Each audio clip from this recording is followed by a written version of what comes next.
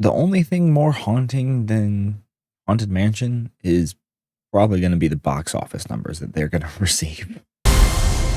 As normal, there will be no spoilers, or I'll do my best to avoid them. We'll talk about the pros and the cons, and then we'll dive into kind of what my personal rating is and what movie critically I'm going to rate this movie. But first, let's start with the cons, and there's quite a few. First, I want to talk about the ad placement. Yes, that might be a very weird one to talk about, but let's dive into it real quick. They could not have made it more apparent that they were advertising for 15 different companies. Off the top of my head, there's BMW everywhere, flagrantly in your face. I think there was Amazon, Costco. There's another one that I'm missing. It's annoying. It's flagrant. And it's honestly almost a little appalling that they were so open and just egregious with it. I hated it. It took me out of so many scenes, and it felt very, very unnecessary in those scenes. Like they were doing their best just to get a bag and talk about whatever ad or sponsor they had. Next, with that money they got from their sponsors, they obviously didn't use it towards any CGI. The movie does not look good. Like sure, it looks better than the old one, but it's barely. The ghosts don't feel great. The scenes when they show you on a camera, it's a joke. It's actually a joke. Like to the point of I was shocked that more people weren't like groaning audibly in the audience. A major disappointment when it comes to the CGI. These two kind of go hand in hand, so I'm going to kind of explain them together. There was a lot of really, really bad cuts in the movie. I'm talking about when they're switching from, looking at a certain character to another character, just between scenes and scenes. It's not good at all. I mean, like awful. And it gets even more bad. It gets even worse when we have terrible voiceovers in these scenes. It'll cut to a character, one of the protagonists, and he will not be moving his mouth, but the voiceover will still be going. And I was like, I'm looking around the audience, trying to figure out if anyone else is noticing this.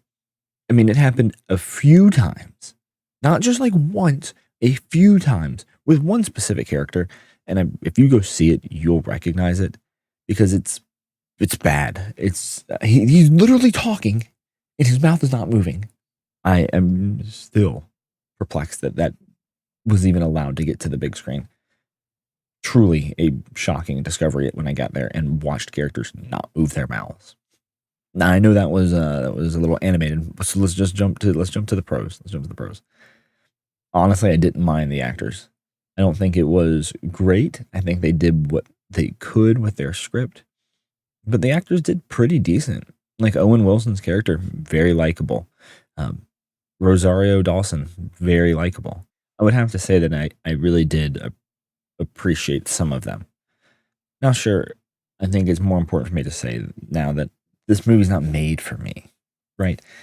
Like it's probably for a younger audience, it has to be because it's definitely not for an older one. But I didn't mind the acting. They did what I think was a decent job with just a lackluster script. Another pro, I'm not gonna lie, this movie get me to jump a few times. Like it's not bad in any measure of the imagination on the jumping and the scaring part. Like they nailed it. They got me. I completely fell for it. And sure, I'm very scared of most movies. And I don't do well with horror or scary movies. But shocking to me that this one got me to jump a few times. But that's about all the pros I can list, which is a problem when it comes down to rating the movie. Personally, I'm gonna give this movie like a 4. I strongly did not enjoy this. It was really not a fun watching experience. It felt longer than it needed to be. The acting, while passable, didn't make the movie better. It just stopped it from being worse. As I mentioned, the bad CGI, the awkward poor cuts, ad placement on top of, plenty of other things. It's it just wasn't there for me. And it feels almost like they're spitting on the grave of Haunted Mansion and Eddie Murphy's legacy with that film. Movie critically,